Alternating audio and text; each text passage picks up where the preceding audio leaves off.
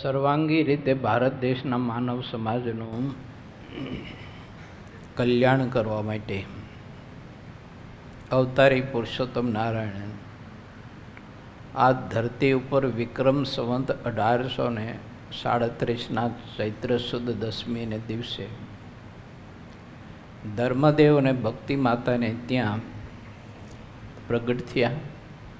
માતા પિતાને મહાદિવ્ય અલૌકિક પોતાનું તેજથી ઝળહળતું એવું દર્શન આપ્યું. ત્યાર પછી પોતાના અનેકવિધ સર્વજીવી હિતાવહના સંદેશાને વ્યાપ બનાવવા માટે સમગ્ર જનજનના હૃદય સુધી પહોંચાડવા માટે પોતાના લાડકવાયા ભક્તજનો જે હતા, મુક્ત પુરુષો, એને સુખાપમાં લાડ લડાવવા માટે અનેકવિધ બાળ ચરિત્ર છપૈયા અને અયોધ્યાની પવિત્ર ધરતીમાં કર્યા. 7 વર્ષ સુધી કઠિન તપસ્યા કરી અને તપસ્વીઓ, તીર્થવાસીઓ, વિદ્વાનો, પંડિતો, સાધુ, સંન્યાસીઓ, બ્રહ્મચારીઓ વગેરે વગેરેના ધર્મનું વાસ્તવિક સ્વરૂપ ભગવાન નીલકંઠવણી રૂપે સમજાયું. સત્ય અસત્યના ભેદ સમજાવ્યા, સાધુ અસાધુના ભેદ સમજાવ્યા, શાસ્ત્ર અશાસ્ત્રના ભેદ સમજાવ્યા, જ્ઞાની અજ્ઞાનીઓના ભેદ સમજાવ્યા અને રાજાથી માંડીને રંક સુધીના માનવ સમાજની પોતપોતાની ફરજોનું દર્શન કરાયું. કે રાજા હોય તો એની ફરજ શું, પ્રજાની ફરજ શું, માતા પિતાની ફરજ શું તો પુત્રોની ફરજ શું, ગુરુની ફરજ શું તો શિષ્યની ફરજ શું, સાધુની ફરજ શું તો સમાજની ફરજ શું. આ બધાની ફરજનું દર્શન ભગવાન સ્વામિનારાયણે પોતાના જીવનકાળથી બતાવ્યું. પ્રત્યેક ભગવાન સ્વામિનારાયણના વિચારો પાછળ જો થોડીક તાત્વિક દ્રષ્ટિથી જો આપણે જોઈએ તો એ કોઈ સંકોચિત હૃદય લઈને આવેલો ભગવાન નહોતો, પરંતુ વિશાળ દિલ લઈને આવેલો હતો. પરંતુ લોકો પોતાની સંકોચિત વૃત્તિના કારણે યા તો પોતાની કોઈ પણ પ્રકારની વાડા વિકારની વૃત્તિના કારણે ભગવાન સ્વામિનારાયણે સમગ્ર માનવ જીવનને સર્વાંગી રીતે સમૃદ્ધ કરવા માટેના જે સદવિચારો આપ્યા છે એને કોઈ સમજી શકે છે, કોઈ અપનાવી શકે છે અને કોઈ લોકો વખોડે પણ છે.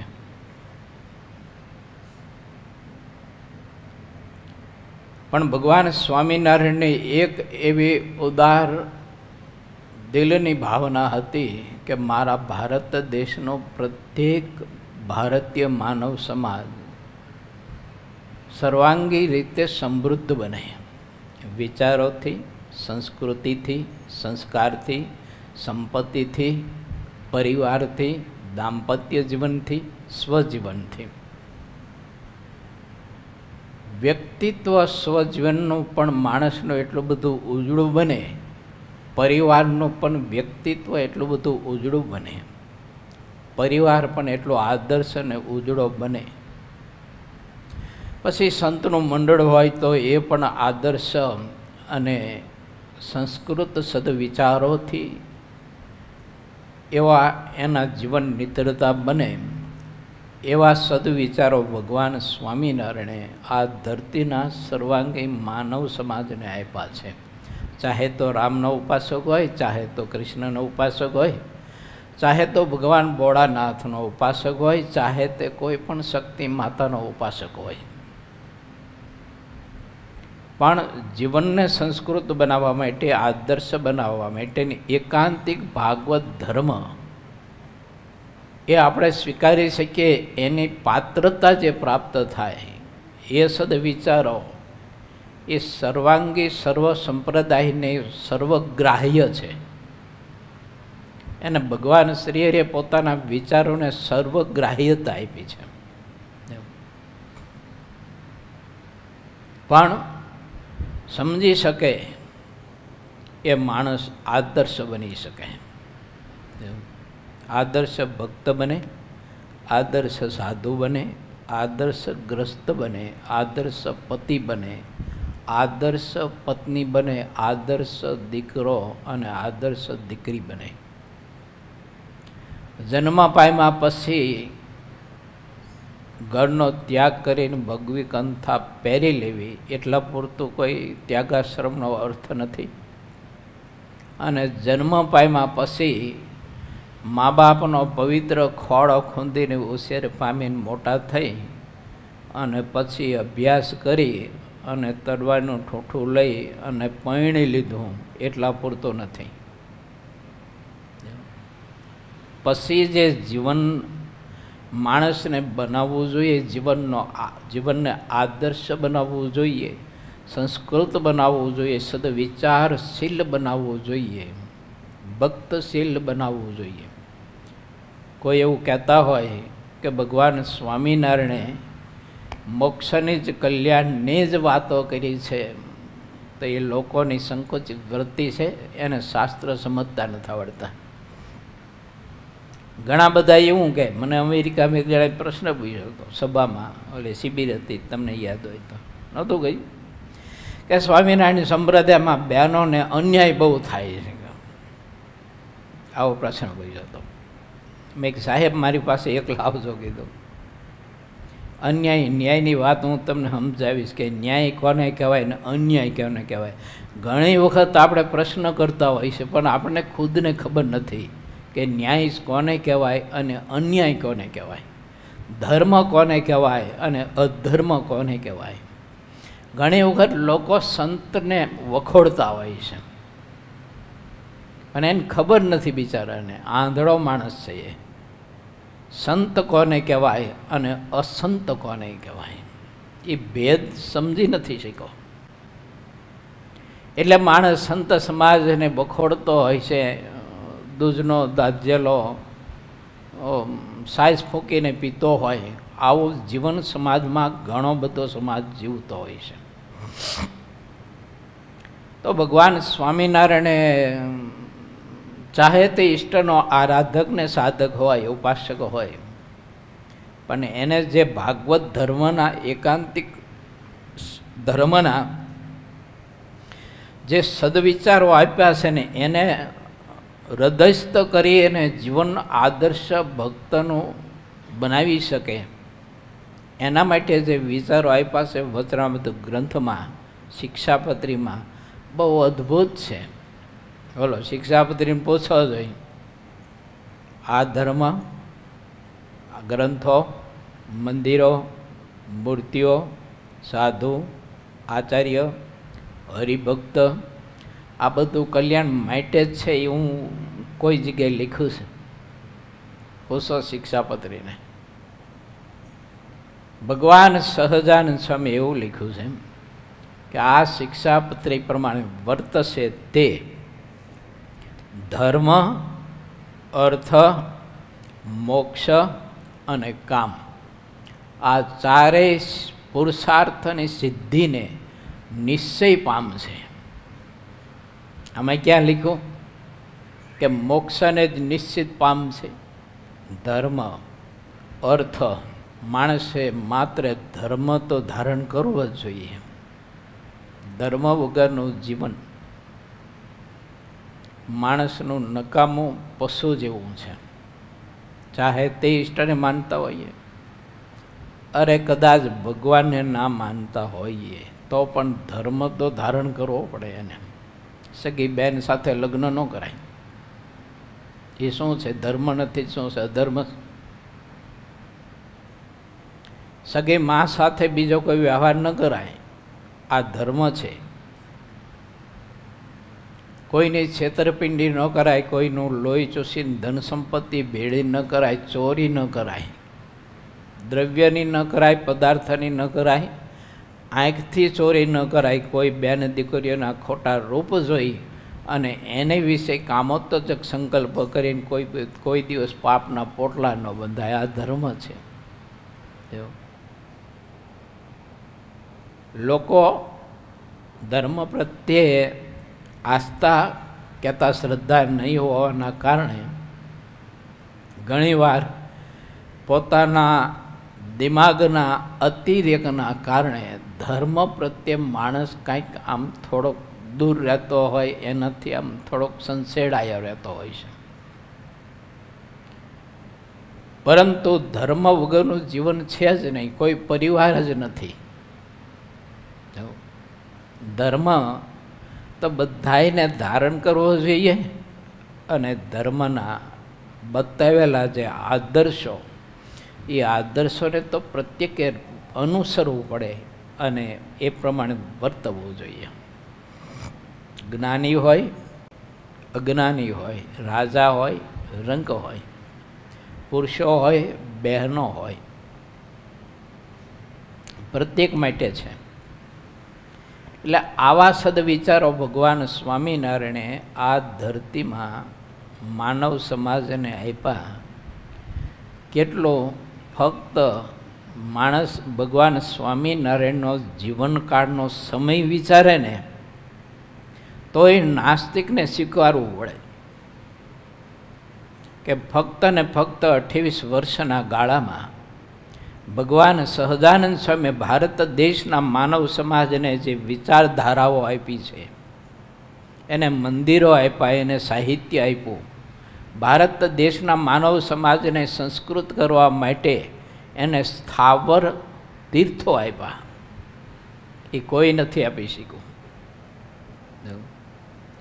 2000 સ્થાવર તીર્થો ભગવાન સહજાનંદ સ્વામી આપ્યા, કે જે સ્થાવર તીર્થો માણસના ઘરના આંગણે આંગણે જઈને, ખેતરના શેઢે શેઢે જઈને, ખેતરના સાહે સાહે ફરીને અબોધ અને અજ્ઞાત જે આપણી પ્રજા હતી, કે જેને પૂર્વ પશ્ચિમ દિશાનું જ્ઞાન નહોતું, એવી પણ પ્રજાને આપણા ભારત દેશના ભગવાન સહજાનંદ સ્વામીના પરમહંસોએ એને આદર્શ પુરુષો બનાવ્યા, આદર્શ એને ભક્ત બનાવ્યા, એકાંતિક ભક્ત બનાવ્યા. જો કે જેને ગમે તેવો જ્ઞાની હોય, ગમે તેવો શક્તિશાળી હોય, પણ જ્યારે કાળ આવીને ઊભો રહે ને ત્યારે તો બધી શક્તિ માત્ર બધી લાચાર થઈ જાય. કાળ પાસે કોઈનું સામર્થ્ય ન ચાલે. પણ મેં કહ્યું તેમ ભગવાન સહજાનંદ સ્વામીના આ જંગમ તીર્થોએ ભારત દેશના એવા અબુદ્ધ સમાજને એટલી તાકાત, શક્તિ ને પ્રકાશ આપ્યો એને, કે સામે આવેલો કાળ એને પણ જોધો ભરવાડ જેવો ભરવાડ એ કાળને રોકી શકે અને કાળને પાછો ઠેલે કે તારો તેડો હું નહીં આવું, કારણ કે હું તો ભગવાન સ્વામિનારાયણનો આશ્રિત છું. એની મરજી હશે તો સ્વતંત્ર રીતે દેહ મૂકીશ, પરંતુ તારો તેડો હું ન આવું. અને કાળને પાછો કાઢ્યો. શરીરની આયુષ પૂરી થઈ ગઈ હતી. 35 વર્ષ સ્વતંત્ર રીતે દેહ રાખ્યો. ઇતિહાસ છે ભારત દેશના ઋષિઓની અને આ સંતોની કલમે લખાયેલો ઇતિહાસ છે. સ્વીકારી છીએ આપણે બધા કે ભીષ્મજીએ 6 મહિના સુધી બાણશૈયા ઉપર કાળની ગતિને રોકી શકી તો, પોતાની પ્રબળ બ્રહ્મચર્યની અને પોતાની પ્રબળ શક્તિથી કાળને 6 મહિના સુધી એને રોકી પાડ્યો. આ તો અવતારના અવતારી પુરુષોત્તમ નારાયણ એનો અનન્ય ઉપાસક અને એનો અનન્ય આશ્રિત અને અખંડ ભગવાન સહજાનંદ સ્વામીના એ ભજનમાં નિમગ્ન રહેનારો પુરુષ હતો. અને કાળની ગતિને પણ એક ડાંગ ખંભે લઈને બકરાની પાછળ પડનારો અબુદ્ધ આત્મા, એને પરમહંસોએ કેટલો પ્રકાશ આપ્યો હશે કે કાળ એની સામે હાથ જોડીને ધ્રુજતો ધ્રુજતો ઊભો રહ્યો. ઇતિહાસ છે આ. તો ભગવાન સહજાનંદ સ્વામી 28 વર્ષના સમયગાળામાં જે આપણને અર્થથી માંડી અને ધર્મ, ભક્તિ અને કલ્યાણ, પરિવાર આદર્શ બનાવો, સમાજ આદર્શ બનાવો, રજવાડા આદર્શ બને, રાજકીય નીતિ આપણે આદર્શ બને, એના વિચારો જે આપ્યા છે ને એ બહુ અદ્ભુત આપ્યા છે. આપણા ભારત દેશનો રાજકીય શક્તિ ભગવાન સ્વામિનારાયણના જો આ વિચારોને અનુસરે તો આ ભારત દેશ સોનાના પત્તાથી મઢીને તોય સંપત્તિ ખૂટે નહીં મારા બાપ, એટલી સંપત્તિ છે. એટલા સદ વિચારો આપ્યા છે. એટલે આજનો દિવસ ટૂંકમાં કહું તો અવતારી પુરુષોત્તમ નારાયણ ભગવાન સહજાનંદ સ્વામી આ ધરતી ઉપર પધાર્યા. 49 વર્ષ સુધી આ ધરતીને પોતાની દ્રષ્ટિથી, ચરણ કમળની રજથી એને પવિત્રતા આપીને તીર્થત્વ આપ્યું. આવા ઘણા બધા અનેકવિધ કાર્યો કર્યા. સમાજને વિચારો એવા આપ્યા, જીવંત આપ્યા કે કદાચ આ ધરતીનું અસ્તિત્વ ખતમ થઈ જાય છે, પણ ભગવાન સહજાનંદ સ્વામી આપેલા જે વિચારો છે ને એ તો પ્રભુએ બધા આકાશમાં લખ્યા છે. 4 પ્રકારના પ્રલયો થાય ને તો આકાશનો નાશ ન થાય. દેવ એ મારા પ્રભુએ આકાશમાં બધા ગ્રંથો લખ્યા છે, એ વિચારો આપ્યા છે. એ કાયમને માટે આકાશવાણી મને ને તમને સારો રાહ બતાવતા રહેવાની અને સારો માર્ગ આપણને સૌ કોઈને દેખાડતી રહેવાની આકાશવાણી એ અમર શબ્દ છે. ભગવાન સહજાનંદ સ્વામીના સંદેશાઓ બહુ પવિત્ર અને અમર અને અમૃત જેવા છે. એ ભગવાન સહજાનંદ સ્વામીએ કલ્યાણના, મોક્ષના, સામાજિક સેવાના કાંઈક ભૂલા પડેલા માણસોને દીવાદાંડી રૂપે પરમહંસો આપ્યા કે જે પરમહંસો આજે પણ ભૂલી પડેલી કોઈ જહાજ, કોઈ નાની મોટી સ્ટીમર ઉડ્યા તો એને સાચી દિશા આજે પણ બતાવે છે. આવું કાર્ય ભગવાન સહજાનંદ સ્વામી આ ધરતી ઉપર રહીને કર્યું. માટે કોઈ ભગવાન સ્વામિનારાયણથી કદાચ અજાણ હોય, આ સંપ્રદાયથી અજાણ હોય, ખબર ના હોય, પરિચય ન હોય, કોઈ સંતોથી અજાણ હો તો થોડોક વિચાર કરી અને એનો પરિચય આ પરમહંસો પાસે મેળવવા માટે પ્રયત્ન કરજો. તો તમારા માતા પિતાએ પૈસા ખર્ચીને આ સંસ્થામાં એને તમારી પાછળ કંઈક સારું આદર્શ શ્રેષ્ઠ કોઈ સ્વપ્ન લઈ અને મૂક્યા છે તો તમારા મા બાપનું સ્વપ્ન સાકાર થાય, સિદ્ધ થાય. આમાં કોઈ માતાજીના ઉપાસકો હોય, કોઈ ભગવાન કૃષ્ણના, કોઈ રામના, કોઈ શિવજીના, કોઈના ઉપાસક ન હોય. આમ વગેરે વગેરે બધું ઘણું બધું આમાં ભેળું થયું હોય. કોઈ પરિવાર એવા હોય કે કોઈ ઈષ્ટદેવને, કોઈ શક્તિને કોઈનું માનતા ન હોય. આવો આખો ઘણો બધો પરિવાર, સમાજ આવા બધા સંકોચિત કે પછી દૂષિત કે પછી અજ્ઞાત વિચારોથી બધો ઘેરાયેલો હોય અને એમાંથી ઘણા બધા આવ્યા હોય. પણ પરમાત્માએ આજે સુવર્ણ તક આપી છે તો એ સુવર્ણ તકને ચૂકતા નહીં. તમારા જીવનને આ સંતો પાસે સારા વિચારો પ્રાપ્ત કરી અને આદર્શ અને માનવતાના, સત્યના, સદાચારના, ભક્તિના અને સારા સદવિચારોના એ તેજથી પ્રકાશિત કરજો, જળહળતું કરજો.